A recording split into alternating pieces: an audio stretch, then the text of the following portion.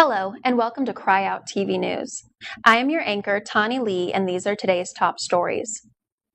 Cry Out is an opportunity and a concept born out of the need for the voiceless to be heard and be informed. Today marks a beginning and a journey we fervently believe will be exciting and challenging, but ultimately rewarding. Our goal is to stay informed and to keep the people informed.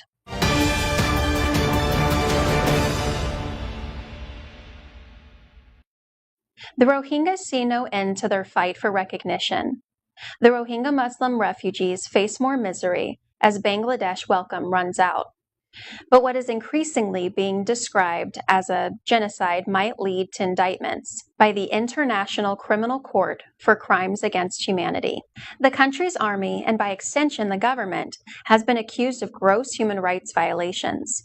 About 6,700 Muslims are feared dead, and the refugee situation has impacted heavily on Bangladesh. The head of Myanmar's government looked the other way as Muslim minority faced all kinds of atrocities at the hands of the army. Masses rise in Iran. Wave of protests spread across major cities in the Islamic Republic of Iran. Protesters decry the skyrocketing prices of food and other basic necessities. President Hassan Rouhani's government is also being blamed for high employment, economic woes, and the country's involvement in the Syrian war.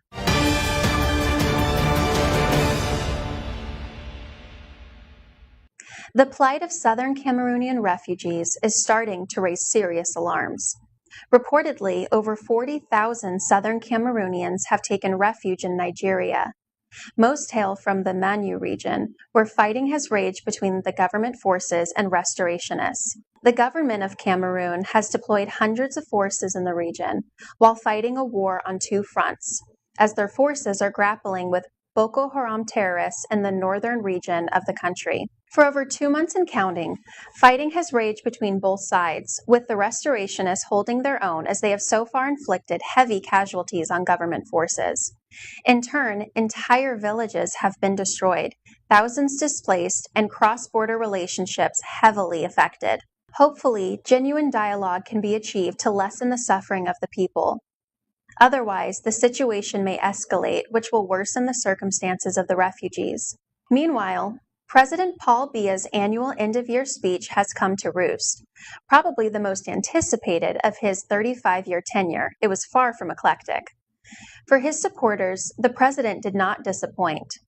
His detractors, however, insist the speech was the same counterproductive rhetoric they have ingested for 35 years. Mr. Biya blamed the economic downturn on falling prices of raw materials and a weak world economy.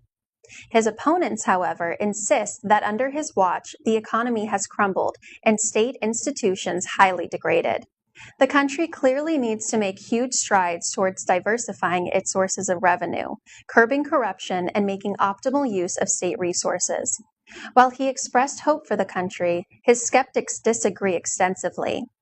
The debate over the content and outcome of the speech regarding the Anglophone problem is being highly debated. He insisted that his National Commission on Bilingualism and Multiculturalism, coupled with his idea of decentralization, is the answer. Mr. Biya did not mince his words in declaring war against the armed insurgency in the north and southwest regions of the country. He hinted that his government had engaged in dialogue with lawyers and teachers and no other entities, dialogue he stressed would ultimately triumph.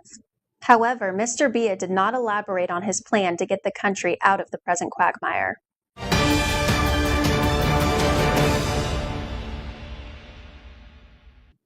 Liberia welcomes election results with hope. George Weah is now president-elect of the Republic of Liberia. The erstwhile football player of the year and African soccer great trounced his opponent Joseph Boakai. Interestingly, his rise to the top of the football world saw a brief stint with Tonnerre Kalara Football Club of Yaoundé, Cameroon. He succeeds Ellen Johnson Sirleaf. His supporters and fans are elated, but the task ahead is hectic. Liberia is still reeling from the effects of a brutal civil war, and it's rife with unemployment and poverty.